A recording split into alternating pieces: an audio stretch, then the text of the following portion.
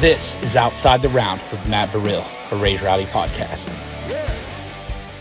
What's going on, guys? Welcome back to Outside the Round with me, Matt Burrill. Today, a very special guest. We've had her on some of our Raise Rowdy events, and you've probably seen her on your TV, and you've definitely heard her music. We got our girl, Jordyn Mallory, with us. Jordyn, how you doing? Hey, y'all. I'm doing really good. I'm so happy to be here. Yeah, we're happy to have you. I'm glad it all worked out. I know. Thank you guys so much. I mean, I feel like I wasn't really that nervous. And then yesterday I was like, I've got to go do a little research, see what's up. I'm like, whoa, I'm definitely not cool enough to be here. So No, you definitely thank you for are. having me. Of course, absolutely. This is awesome. Yeah, and you're somebody that I've crossed paths with you like a bunch over the years, like going back to way back to when I remember first moving to town, like 2018, 2019, because you've been doing music for a long time. You started at a young age, Okolona, Mississippi. I love the state of Mississippi.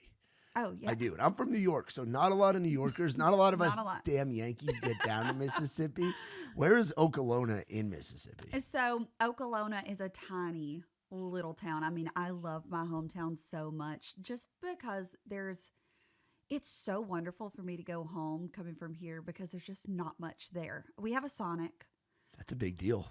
It is a big deal. I mean, it's like Sonic every Sunday. You want an Oreo McFlurry, or not McFlurry, that's McDonald's. The blast. Want an Oreo blast. It's right there. But yeah, it's just a cute little southern town, not too far from Tupelo. Okay.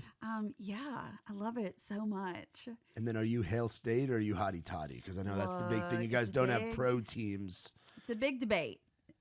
My mom went to Mississippi State, but I love spending time in Oxford. I mean, it's one of the most beautiful places in the world. And I went to school in Pontotoc. So it's kind of like in between Okolona and Oxford. Everything there is so spread out. Yeah. It's very different from here. So I don't know. I find myself going to Oxford more than Starkville. But I'm like, look, I just love getting dressed up and going to the games and hanging out. I'm there for the food. Yeah, and I've heard, so I have more familiarity with Stark Vegas than I do Oxford. I've been through, done some shows in Oxford, but like Rick's Cafe in Starkville. Such a good time. Special place in my heart. But from what I've heard about Oxford is that the tailgating, it's a different thing because it's Southern antebellum era. Oh, yeah. Right? Yeah, there's a lot of Chick-fil-A. A lot of decorating the tents. It's another level. Yeah, like the tents, they hang up like chandeliers and stuff, right? Yes, they do. They go all out. It's like Southern living in a tent. It's the craziest thing you've ever seen, and I love it. How often are you able to get back there for games and stuff? You usually get back there for 1 or 2 a year? Yeah. I try to go once or twice a year just because it's so fun. And I was just home and went to Double Decker, and it was so great. What's Double Decker? It's like a big festival weekend in Oxford, and Grace Potter was playing. Ooh, that's so cool. I'm like, any chance to see Grace Potter, I'm so there. That's awesome. So yeah, in April I went home for a week and a half, and I was just chilling. That's awesome. Doing a whole lot of nothing out in the country. So yeah, I'm lucky that it's only like 3.5 or 4 hours from here. Yeah, the folks that come up north from those deep southern states, it's like 14 hours for me to get home to New York. So like 3.5 hours isn't too bad. It's nothing. It's so nice. If I need to just hop in the car and go home, I go. Yeah. So you start doing music, you start singing at 5, you take time out in your teenage years from school to really pursue this music thing. When did you start coming up here to Nashville, and just what was it like growing up knowing that you wanted to be singing into a microphone? I think that it really made me be a really good kid, because if I did something wrong or messed up, my parents were like, you're not going to Nashville. And so that was my incentive to be a good kid. So I was like a really good girl growing up because I wanted to be coming here and, just getting so immersed in the Nashville thing. Yeah. But my grandma's a singer and sings in church, and I kind of just picked it up from her, going to grandma's house. That's what we did together. It was like our thing. And started doing, gospel music, and then it kind of led into fairs and festivals around there, nursing homes. Anyone who would watch me sing, I would sing for them.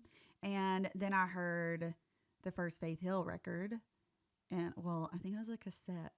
Actually. Wow, yeah, old school. Old school. And I was like, whoa, I love her. I want to do that. And yeah, we came here for the first time on my family vacation when I was 9 years old.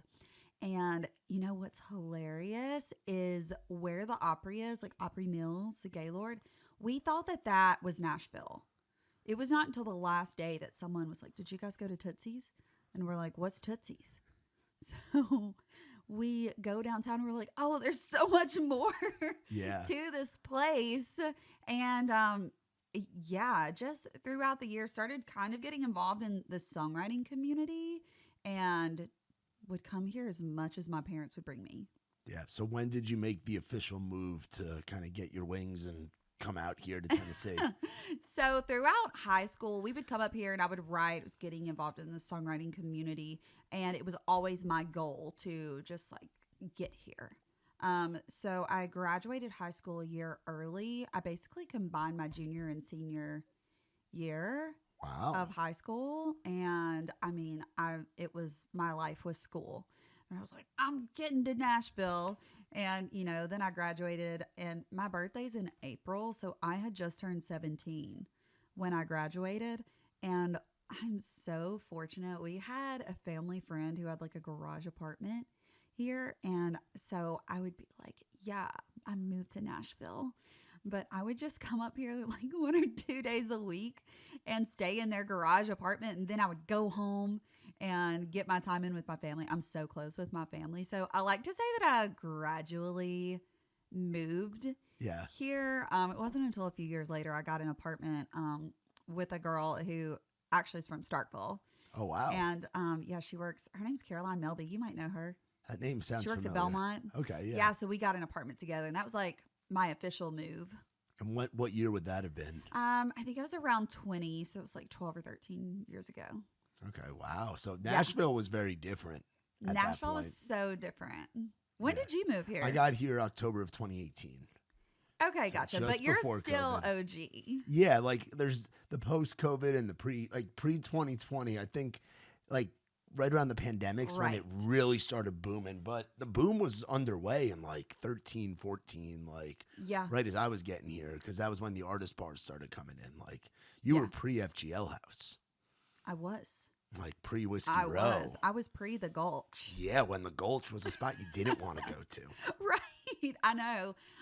But I feel so lucky to have come up during that time of when like Whiskey Jam was just all your friends. Like everyone knew everybody. It was a lot smaller community then, and we would do Whiskey Jam on Monday, Tin Roof on Tuesday. Yeah, Revival. Tin Roof on Wednesday, Tin Roof on Thursday.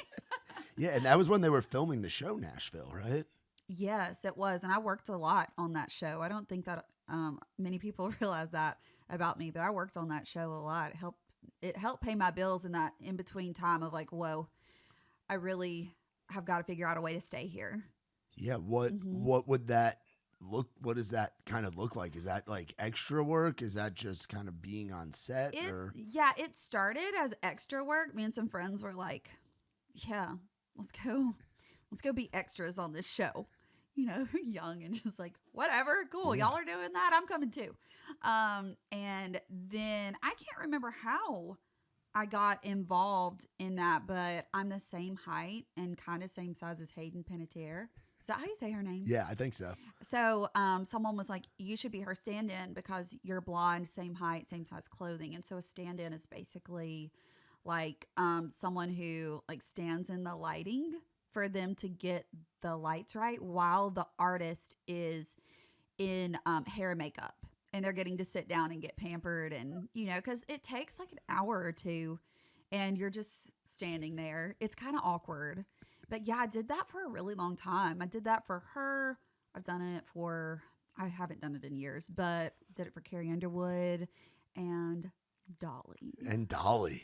I have done a lot of work for Miss Dolly, and let me tell you, she's a real life angel. Yeah, I've heard nothing but good things about her. She's so kind. Like I'm no one, you know what I mean? And she's treating me like I'm the most important person in the world. Yeah. Truly. And one day, this is a crazy story. One day when we were done, so I have to, like, I've worn Dolly's wig I've played Dolly's banjo. I've worn Dolly's clothes, but most of the time you give them back. Well, on this one particular day, I had on these like blue jean boots, and I guess Dolly didn't really like these boots, or maybe she had worn them and she was like, whatever, I'm never wearing those again. So I go to give the boots back and she goes, oh, honey, just keep them. I was like, what? So yeah, I have a pair of Dolly's boots. That's cool. Yeah. That's awesome. Yeah, they're in like a shadow box. So that was kind of your entry into like TV and all of that stuff, right? Yeah, kind of. I did like music videos too. Anything notable or like? I guess like the biggest one that I did was Jason Aldean's Dirt Road Anthem. Oh, what were you doing in that? I was around a bonfire. I was hanging around the bonfire, and I just remember I had just gotten back from 30A the day before, and I was so sunburnt. I mean, I was so sunburnt. But luckily, the video is black and white, so you couldn't tell.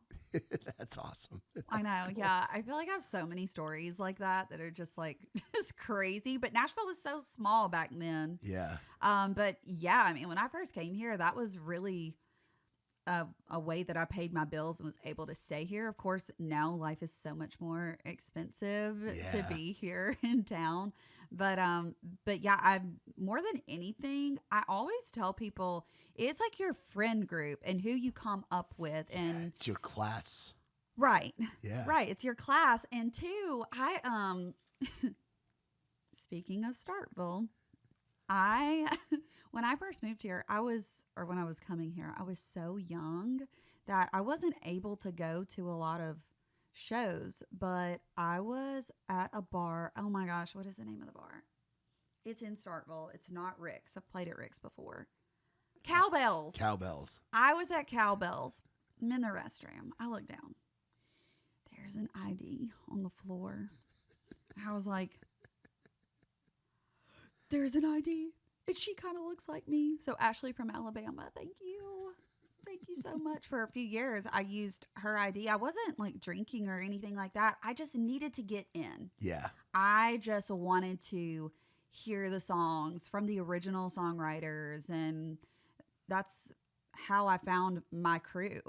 Yeah. Who was that crew early on? Because that's a fun time to be coming up, because the guys and girls that were moving here around that time shapes what we have now, honestly. Yeah, well, it's kind of funny. One of my first original friends, I was at Tin Roof by myself because I would make myself, I'm way more extroverted now than I was back then. I was very like quiet and like, you know. Yeah, small town. Right. There's more people in the bar than there are in some of the towns in Mississippi. 100%. 100%. So I'm at Tin Roof one night just watching the songwriters around. This girl comes up to me and she's like, "Are you Jordyn?" I was like, "Yeah." She goes, "We're friends on MySpace." Oh, this is wow. This is way back. Oh, yeah. Way back in the day. I was probably 17 at that time. And her name's Christina Kidd. She actually doesn't live here anymore, but she was one of my first friends here in town. It was just from making myself go to these shows by myself and getting out of my comfort zone and really just like going to the shows and talking to people. That's awesome. It was really hard. It's not hard for me now, but at the time it was so hard. Yeah, that's what I tell, because kids ask all the time, like, what do I do when I get here? And I'm like, just go to all the events, whether it's ours or going out with Ward downtown, or go to Why Not Wednesday, or go to Grindhouse, or go to these different go do the things. Yeah, that's what you have to do. Yeah, for sure. And I mean, it was a fun time to be coming up, for sure. Yeah, that's awesome. So how has life kind of changed for you over the past few months of Farmer Wants a Wife and all of that stuff? It's been wild. It's been really, really wild. I have 100% never had so many people interested in my dating life. But I love it. I love it. It's like, it's exciting. It's fun. It's been really the biggest blessing for me. Like, I look back on that time and I'm so thankful for the experience. And then, you know, people get so invested. Yeah. I'm like, yeah, this is awesome. you know. Yeah. How did they find you? Like, is that something you apply for? Or like, how does reality TV work in that regard? Like, kind of crazy. Long story short, it is my little cousin's favorite TV show. oh, wow. Her name's Lucy Kate, and she's 11 years old, and she begged me to apply. And I'm like, Lucy Kate, they don't let musicians on these shows. Like, that's so sweet. But I don't really watch a lot of TV. I'm more of like, I read books. But I watched an episode with her around the same time. A casting agent from a game show reached out to me. Well, a game show? Yeah, it was like some game show that filmed in Ireland or something. I was like, I'm not really interested, but thank you so much. Yeah. And she was like, I really feel like you would be perfect for this show called Farmer Wants a Wife, and I really think you should apply for it. And so I kind of just felt like I was hearing so much about Farmer Wants a Wife. And I just happened to go through like a really, really bad breakup last year. And so things that had ended was like a back and forth thing. And I was like, you know what? I'm like so down in the dumps. I was just sad one night and I just applied and I heard from them the next day. And then, these casting things are crazy. Like you will go months without hearing from them and you just think, okay, well, that was just something I did one night when I was sad.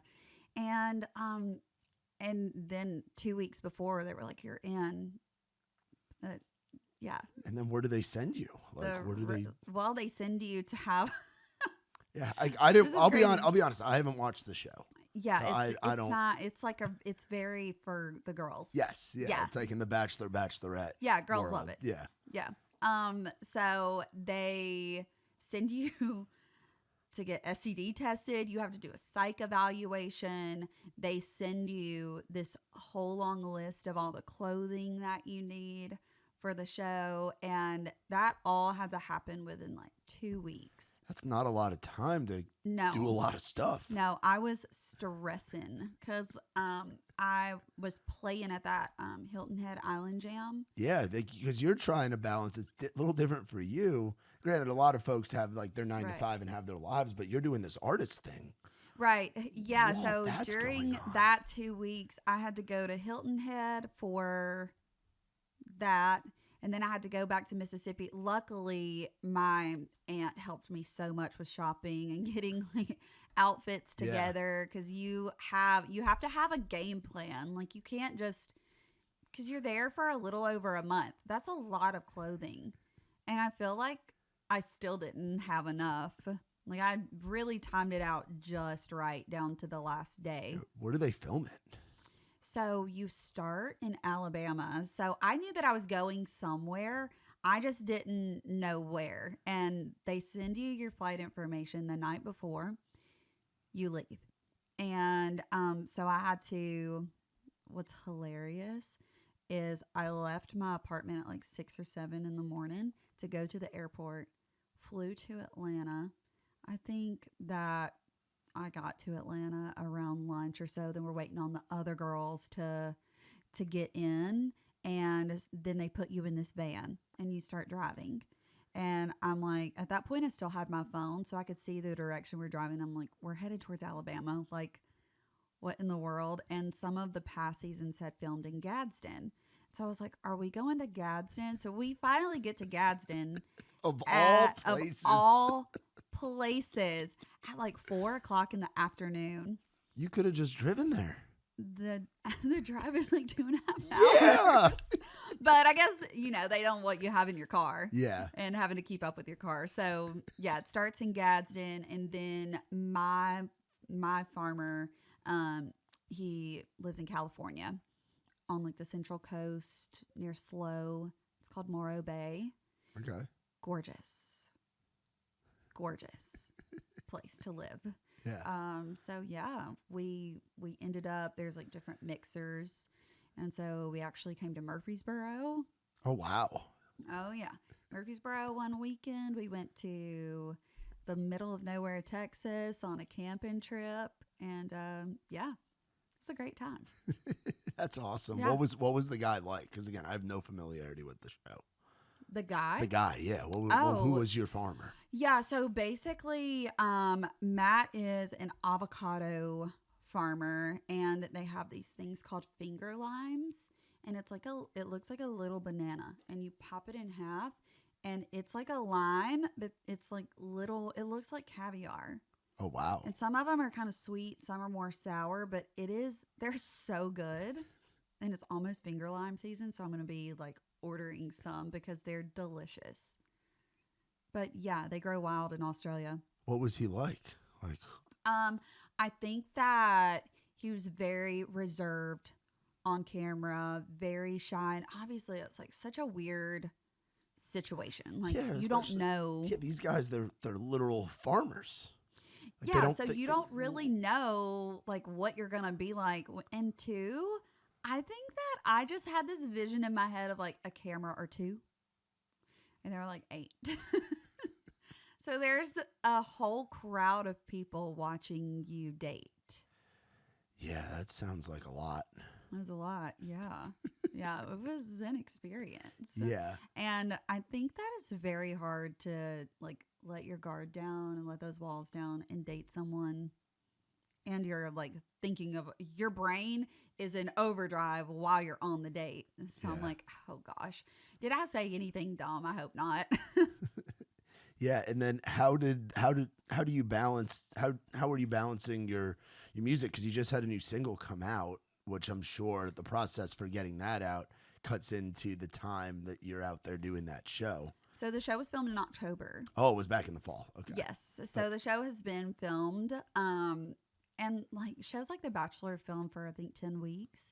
This just films for 4. Oh, that's not bad. So it's super quick, and yeah, I feel like there's just so much that wasn't on TV, but just an incredible experience. Yeah. Just wild. And the girls are amazing. Yeah, have you kept in touch with anybody? Absolutely. Yeah, we all talk every day. I'm always like chatting with someone. You know, the show is over now, but I think that those friendships will last forever. Because the girls are really so great. Yeah. Are you like now their Nashville tour guide? Because every girl comes to Nashville. Yes. That's like part of what girls do now. Come on to Nashville, come visit. And they were just here for the premiere of the show in March. We had a bunch of the girls here and we all hung out. It was a great time. That's awesome. Yeah. That's cool. So talking about the music, the song I Thought I'd Never Write. Long title, but to the point. Like long title. Yes, but to the point. Tell me about the story behind that. Yeah, so I wrote this song with a guy in the Netherlands, Marcel Visser, and Rob Crosby. Do you know Rob? I don't. He's written so many amazing songs. He wrote Concrete Angel. Oh wow. Yeah, insane. Just an insane writer. Yeah. But yeah, Marcel was visiting and kind of in a roundabout, long story short sort of way. Rob introduced me to a guy in the Netherlands, and this guy's name is Leon. He puts together these like country tours every fall, and so I've been doing that for years now. And I go over to the Netherlands, spend a month there, and we go and play country music for people, and they love it. That's awesome. They are dialed in. Like no one has their phone out. They are listening. Yeah, it's got to be pretty refreshing compared to the culture over here. Yeah. Yeah. It's really, it's a fun thing for me to do. And I think that it's helped me grow so much as a performer too, because you want to connect with people, right? But connecting with people who they speak Dutch, but they also speak English. But of course, Dutch is their main language. So performing and connecting with people who English is their second language, it just is another level. So I feel really thankful for getting to do that because it's made me a better performer. But through that connection, and what is crazy is I was supposed to go over there last October. Oh, so you had to choose. I had to choose. And I had to pray on this so much because I'd made a commitment. And I was like, what do I do? But my at the time I was 32. I am like, my number one thing is I want to be a mom. Like, I Okay. really, really want to be a mom. And so I'm like, okay, I can go do this, or I can ask forgiveness and promise I'll come back next year, and I can go try to find the love of my life, because I'm just crazy enough. I'm like, oh yeah, like you can find love on TV. Like, yes, and it has worked for Yes. people. Oh yeah, definitely. It works. So I totally believe in that. And I called him. I was like, I can't come. And it was the worst call to have to make, but I just knew in my heart that like I really needed to go and do the show. So I found someone else to go in my place, and everything all worked out. Everything was totally fine, but it was one of those like tough decisions. Do I choose like going for love or like sticking to my commitment in my career? But at the end of the day, I was like, I have to go do this. Like, what if? Yeah. And also, I just been through such a horrible breakup at the beginning of that year. I was like, oh my gosh, I want to find a husband. Yeah, I mean, the Yeah. dating scene in Nashville, people talk about that. Like, it's a tough.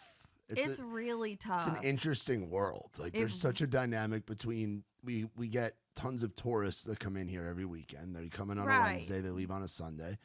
And then we're having our LA Sunset Strip moment right now. Like, Nashville is the cool spot to be. So you get folks that are in entertainment or in social media or in this. Right. But there's also all the medical people and the business people and the this and the that. Yeah. And the bar culture is so big, and there's a lot. It is. And for me, like, I feel like I'm looking for not that. Yeah.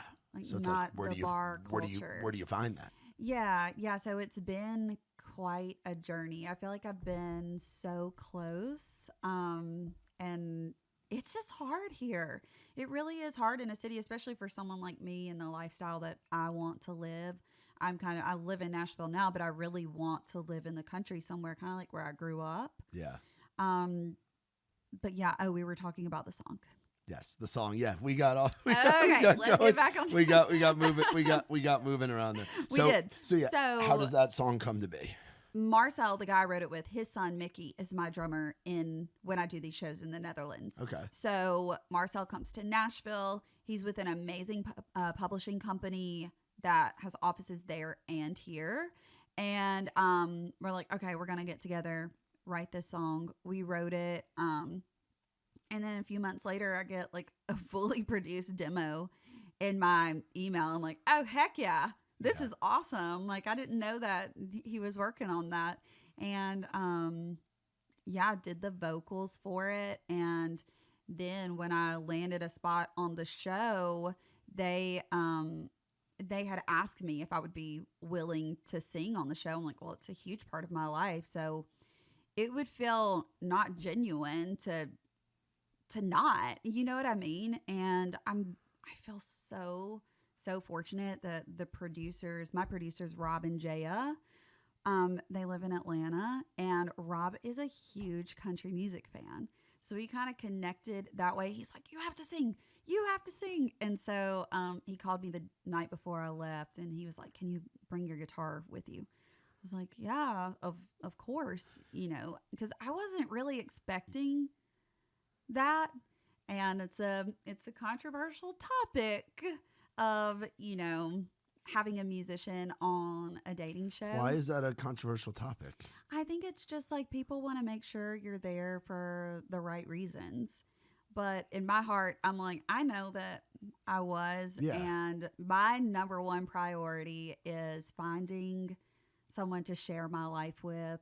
And I really want a family. So I just, I went for it. And I think that people see it as like, okay, well, she's using this as an opportunity, but, I have the text where they asked me to bring it. So I promise it was not me. No. Yeah. And honestly, I mean, there's so much of that. Like, I mean, it wouldn't be a true search of a farmer wanting a wife without finding somebody that sings country music. Yeah, like, it goes hand in hand. And really also, does. he loved it. Yeah. He loved it. So I sang on the first speed date. You get like 10 minutes together. There's 4 farmers. Each farmer gets 8 girls, and you go in. You have 10 minutes to like knock this out of the park. And so I sang on that one, and then it was on TV. And then the song I Thought I'd Never Write was also on there too, right there at the end. So yeah, I guess country singers can be on the farm show. Yeah, I mean, it makes sense. So what about that song made you want to put it out? Like, why was that the choice for the next single? I mean, it just kind of made sense in the moment, and with it being on the show, I knew that there were going to be people who were like, we want to hear this song, put it out, so I just went ahead and did it. The demo was done, and so just put it out for the world. Yeah. And now, how long have you been putting music out? Because you did the duo thing for a minute, right? Yes. Yeah. And we still play shows together. And, it's like I put out solo music years ago, and I didn't feel like that matched this aesthetic. It's just been so long ago. Yeah. Probably 10 years ago. So took all that down. And kind of just another one of those crazy Nashville stories. I was playing in the airport last year, and this publisher, Jonathan Mason, he's a publisher for the Curb Christian label, and he saw me in the airport. He messaged me on Instagram. He's like, I just saw you at the airport. You're really good. And I was like, oh, thank you so much. He's like, would you want to write with some of my writers? I was like, yeah. What are you talking about? Absolutely. So he set me up to write with Tiffany Goss and Michael Farron, which I've been friends with Tiffany for years, and I love her so much. And we wrote the first song, Hearts and Horses, together. And then, at the time, I had just gone through like this horrible breakup with this like urban cowboy-esque type of guy. Urban cowboy. See, I know I'm from the city, but I don't try to be anything that. yeah. And I don't know. Describe what is an urban cowboy? Because I know there's a bar called Urban Cowboy in town that people like going to. That's in East. Oh yes, and it's nice. Yeah, and it's like a nice higher end kind of bar type of vibe. Yeah. But what is an urban cowboy? I think for me, urban cowboy is like he definitely dressed the part, good looking cowboy type of guy, but he was not like that was not his main thing. He just loved to ride horses and like trail ride. Okay. So to me, that's an urban cowboy, I guess, like a modern cowboy. Maybe that's a better word for it, but yeah. So I've had a lot of inspiration. Yeah. Yeah, is that because it seems like the heartbreak stuff is what you've kind of shifted towards, but it's the heartbreak shifting towards hope and joy. Like you do a good job of you're in the darkness, and then the song takes you to the light, like the light at the end of the tunnel. Yeah, I think when you can capture those moments, it's really special, and I'm trying to write more and write really good songs, and so because I want to keep releasing music, and we'll just kind of see where that goes and where that leads me. There's some fun things in the works. I just feel so blessed, so I'm so thankful. Yeah, everything happens for a reason. Yeah. And you talk about how this track is kind of this how the new track, song I Thought I'd Never Write, how that's leading you into a new chapter. Talk about what does this new chapter look like? Yeah, well, Farmer Wants a Wife just finished airing, and from that, I really want to write great songs and release great songs. I feel like the new chapter is just kind of a continuation of where I've been and what I've been doing, just more of it. Because I'd kind of gotten to a point to where I wasn't like super hard chasing an artist career. I think that's one thing that's really misunderstood about musicians and misunderstood about me is people automatically assume that you just want to be like the biggest star on the planet. and that you want to be like a Miranda Lambert, Carrie Underwood, and like, yes, that's wonderful. But for me, before this show, I was making a living playing music. Like, I really tapped into the private event space and the corporate. There's a lot. That's a great way to earn a living. It's a great way to earn a living, and I was so happy with the doing that. And I'm not like famous by any means, but I felt so blessed to get to do what I love and make my money that way, and then play at the airport sometimes in between.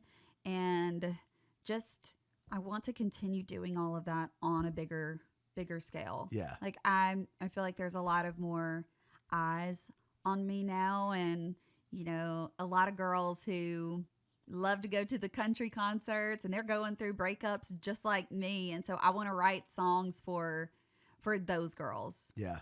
Yeah. And so there's the other side, the brand side of it too, where they're like, where do you get your outfits? Can we get the link? So, I want to write songs for those girls. They're like, yeah, I want to wear this outfit to my favorite country concert, or on a date with this guy and whatnot, or to this rodeo. Like, I want to write the song that they're going to listen to on the way. Yeah, you want to be what Faith Hill was for you when you popped that cassette tape in, yes. and you were like, I want to do this. Yeah. You want to do that. And right. the biggest thing, I think, is, like you said, a lot of people, the goal is to be able to do music full time. Yes. And by doing the private gigs and playing at the airport and doing all of that, you're doing it full time. Right. You know? Yeah, it's just on a lower level that I think that people don't realize. Like, I was so happy doing that. Yeah. I'm so happy. When was the last time you worked a job that wasn't like music or entertainment related? It's been a long time. Right? Isn't that a blessing? It's been a long time. It's such a blessing. Like, I feel so lucky. Yeah. I feel truly so grateful that, like, no matter what scale it's on, I'm getting to do what I love. Yeah, that's the biggest thing. Like, when was the last time? What was the last job before? Oh, like, did you work jobs when you first moved here? Yeah, I've kind of done it all. I mean, I had a publishing deal after I first moved here, so that was my job. But like, I've done the downtown thing. I've bartended. I've served, and nobody knew. Where were you bartending at? Tootsie's. Oh, hell yeah. I was making some good money too. Let me tell you, bartenders make a lot of money. A lot of money. Yeah, and then I spent a little time at Kid Rocks too, and it's just crazy down there. But I really wanted veneers. Let me just go ahead and say about my teeth too while I'm at it. Yeah. I was born with 16 extra teeth. Oh, wow. Yeah, like up in my nasal cavity. So I had like major surgeries when I was little to try and get the first set of teeth looked like rocks. My parents still have them. The second set looked okay, but I just never could get them to look how I wanted them to look. You know what I mean? Like, I did all the whitening things. This is so off topic. I'm so that's sorry. Okay. That's okay. Smile at the camera so we can see him. So how long have we had those? A few years now. I went to work at Kid Rocks, so I was like, I can't take this out of my savings. Like, this can't come out of my normal money. Like, if I want to spend this much money on some teeth, then you got to work for it. And so I went to work at Kid Rocks. I was like, it'll take me a few months. I paid for these teeth in 1 month. Wow. Yeah, so I had them done at the practice in Cool Springs. Amazing experience. Shout out. Shout out. But yeah, I think that a lot of people don't realize that about me, is that like my teeth were okay, but I went through a lot to get to an okay point with my teeth. Yeah. So I want to ask you, because Kid Rocks and I work in a loud bar at being over at the Duck Blind right now. It gets very loud in there. Yeah. Kid Rocks, it's like 110 decibels all the time. It's loud in there. Yeah. How do you hear the drink orders when you're working the bar there? You read lips. You read lips. And I've had these special earplugs made that like filter out all the bad noise. I should find those. Yeah. Anyway, when I worked there, I would wear those. But yeah, I think that the goal is just to not have to get a normal job. Yeah. I also, like, during COVID, I got my real estate license. I was Okay. like, oh my gosh, what if live music never comes back? I'm freaking out. Yeah. Freaking out. So I got my real estate license, did that for a little while. So I've just done whatever I could do to Keep it stay going. here Yeah. and keep it going. And, there's like some fun things that are happening that I'm not going to have to go get a normal job after this. And I'm just, praise the Lord. Yeah. What has social media been like for you? Because you shouted out, you're like, our generation is like kind of the first group that ever got introduced to like the MySpaces and the Facebooks and all of that. And now the reach that it has, and I'm sure the benefits of, like, back in the day, folks that were on Survivor, you didn't find them on MySpace and stuff. Right. Now it's a different ballgame. people are finding you on Instagram, Facebook, TikTok. You're probably getting Yeah. some great messages. You're probably getting some messages that you wish you never opened. Yeah, I'm sure there's it's a bit of it's a everything. little bit of both, but that's to be expected. But how has that been for you, like, since the show, or just even like the past few years, like utilizing social media as a tool to connect with fans? People out of I town. think it's like the world is your oyster. But for me, my social media was okay, but it wasn't like popping by any means. And I do think that like people that have watched the show have gone and followed me, and I love that. I love staying in touch with that, reading the comments. Like, it's a lot of fun for me. And also, it's not so much the followers, it's like the views are really, like, people are really into it. Yeah. So yeah, I'm so glad that those people came online and found me. But there's also that pressure to like keep them there. Yeah. So, and how are we doing that? Like, what's kind of like the game plan with that? And how do we get them to get over to Spotify and get over to Apple Music and get over to YouTube? Yeah, it's like a day by day thing for me of just like trying to post content that people want to see and people want to hear. And the show's only been over for like a week. Yeah. And we're going into CMA Fest, so I have some fun stuff to post about that. But yeah, it's just like this crazy thing of like, I don't know. I'm just gonna keep like doing my thing and being me, and I don't know. Yeah. Are there big opportunities that have come from it? Like, because I'm sure, like you talked about, like the private gigs, those are incredible. But then the opportunities to get out to ticketed shows or go to festivals or go to county fairs or different things. Like, has that changed in the last 2 weeks for you? A couple weeks? Yeah, for sure. There's definitely more like show offers for me, and not just like we need background music for this corporate event, which I'm so thankful for those. I just did one the other night, and it's a wonderful thing to get to do. But it is really crazy now. People are like wanting to book me. Yeah. Like, that's crazy. But yeah, it's like bigger fairs, festivals, things like that just like, okay, I'll be there. I'll bring my little tub of merch with me. Yeah. That's awesome. Where have been some of your favorite places that you've gotten to go and play? Well, obviously Europe. That's always a crazy experience. And I always like to tap on to, because the big ticket is getting there. Then once you're in Europe, you can pop around to different countries for like $50. So that's not bad at all. No, it is so fun. So I've gotten to go to a lot of different countries in Europe. But talking about those things that pay the bills is like, I'm in a wedding band. Okay. I love the wedding band. It's so fun. Everyone at weddings are so happy. Yeah. And you're playing the great songs. It's just always a good time. But last year I got to play a wedding in Wyoming. Ooh. On top of a mountain. And there's like, you know what they had at that wedding? They had one of those donkeys. A beer donkey. What's a beer donkey? It's like this donkey that they put flowers on, and the donkey just looks so cute. And then it has this thing on the side that they put beer in, and the donkey just walks around and you can take a beer. Wow. There's no telling what they paid for that donkey. A but beer donkey. Genius business idea. Yeah, honestly. Genius. Yeah. Yeah. The beer donkey.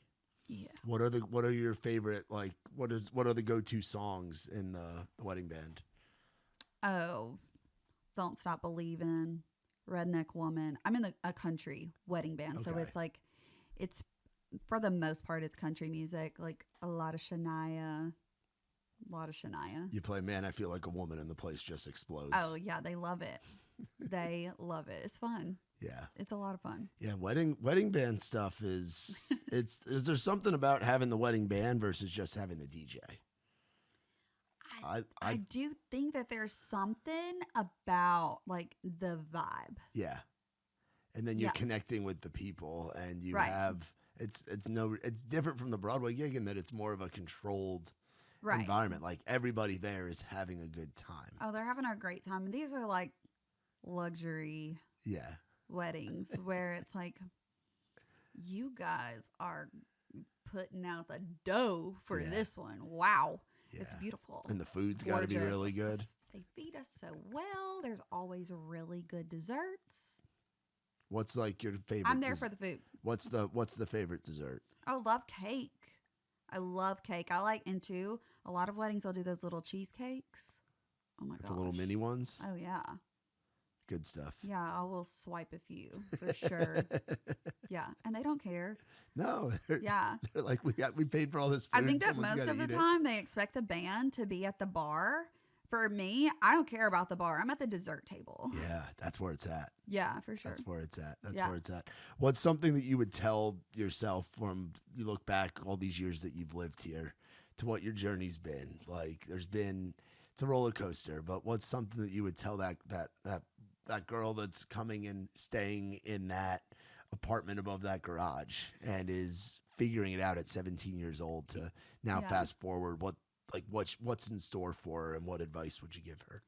I think that the advice that I would give myself looking back is take every single opportunity. Yeah. And that's my advice to all the younger musicians. It's like, go do anything that pops up. Like if you're exhausted, just go do it. If you get a message on Instagram from The Voice or from American Idol or from America's Got Talent, go audition. There were times when I was like, I want to do it the regular way. I don't want to do it the show way. And it's like, if they're reaching out to you, 110%, like go take every opportunity Yeah. that is presented. If you have to write at 10 o'clock and then again at 2:30, grab your energy drink, grab your Surfside, and go to the second write of the day. Like take every opportunity. Go to the shows. Yeah. Meet the people. Yeah. Walk through all the doors. 'Cause Walk you- through all the doors. 'cause Yeah. The worst thing, like you said, is the asking yourself the what if years later. Right. Like, what if I had done that? Or what if I Right. and then you look back, it's way better to say what if I hadn't versus what if I had. Exactly. Like at least just go for it, And that's kind of the mentality that I had with this show is just like, if I don't do this, I'm going to look back and regret it, because what if I would have found my husband? What if? You Yeah. never ever know. In everything in life, not just the music business. Like go for it. Yeah. Yeah, absolutely. I don't know. Now, That's just what- my 2 Yeah, cents. no, that's I agree with you. Yeah. You're preaching to the choir over here. Yeah. What do we have in store for the rest of this year? What are the big goals that we're looking to accomplish now? It's crazy we're halfway through. Like, the I fact that it's know. about to be like it's June already is freaking ridiculous. I know. It's crazy. Flying CMA Fest by. is here. Yeah. You were here when it was Fanfare still, right? Or was it still CMA Fest? Yeah. It was still CMA Fest? Yeah, I think it was CMA Fest. I'm really not sure. What have been your favorite CMA Fest moments? Because you've been here for a lot of them now.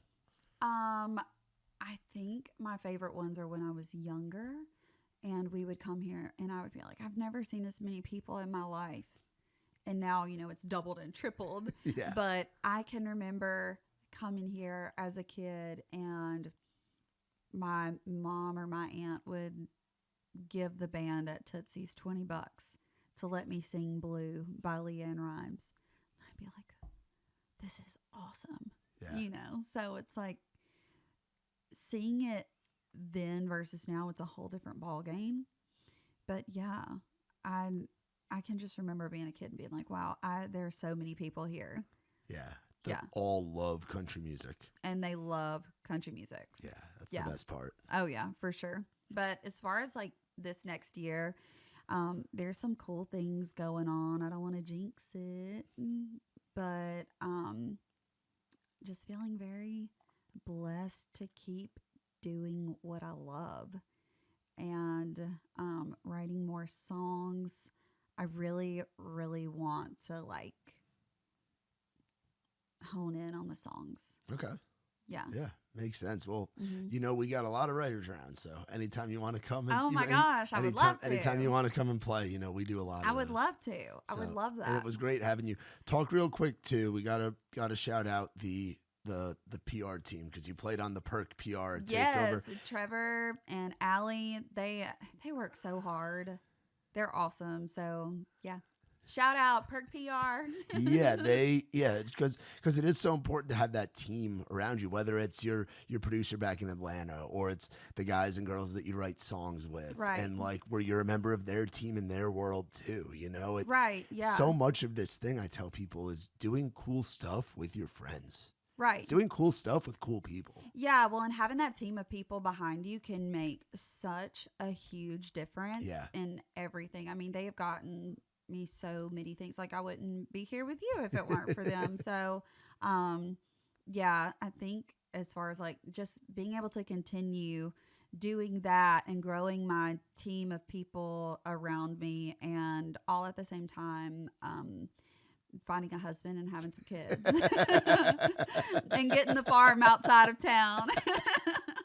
I'm serious. I'm not kidding. Yeah. What exactly are we looking for? So if we were putting an ad on somewhere, my gosh, what is it saying? Oh my gosh. I think it's so important to me to have someone who is like a man of faith and is going to be a really, really good dad. Okay. And someone who is just like really kind and not a partier.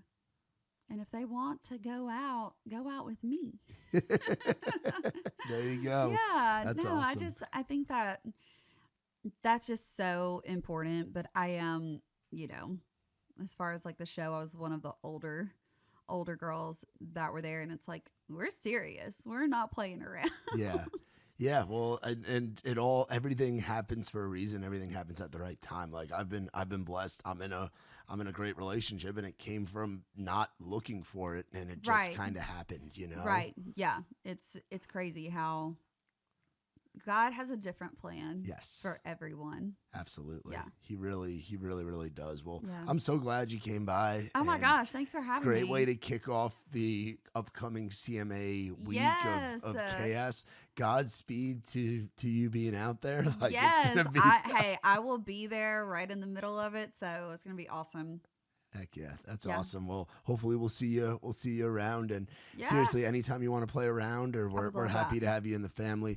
Gonna send you home with some surf sides. I got like the green tea packs and stuff you can bring back with you and enjoy those. Yeah. So we'll send you home with an 8-pack, and then we got a bunch of hats over there and some shirts that you can sift through and pick some stuff out. I see a hat that says "Do what?" Yes. That is a Southern thing that people don't get. I know. Like on the show at the end, where I was like, bless his heart.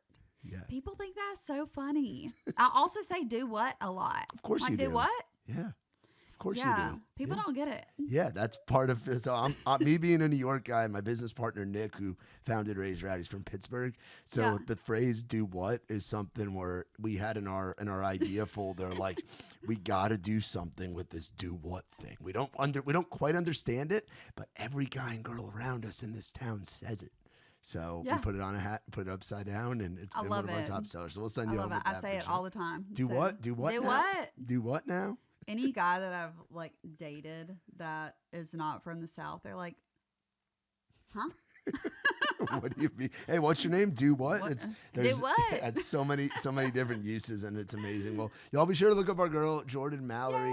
Yes, give her a follow and hop on the train now. It's a great time to hop on because it's getting ready to leave the damn station. She's got some great songs out. There's more coming. There's one coming. There's more coming. There's more coming. There's a lot going on. Thank you so much for joining us. Yeah. Oh my gosh. Thank you so much for having me. This was awesome. This is my first podcast. Well, I'm happy to be the first one. Yeah. Yeah. Thank you for having me. Of course, anytime. And we appreciate you. Shout out to our friends from Surfside. And for more on us, visit raisedrowdy.com. For my girl Jordyn, I'm Matt Burrill. This has been Outside the Round. Bye, y'all.